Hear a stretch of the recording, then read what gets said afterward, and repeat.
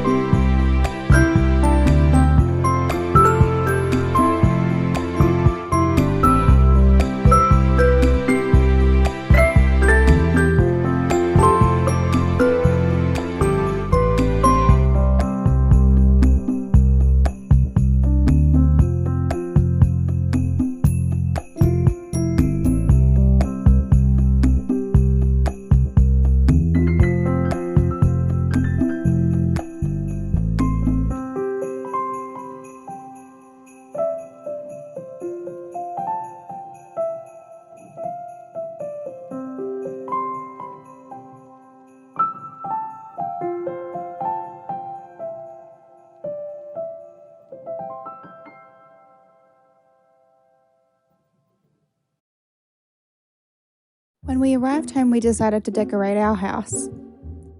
It was actually the first day of summer, December 1st, when we decorated our tree, but we've got the fire going because it was only 8 degrees. It almost feels like we're going to have a white Christmas this year.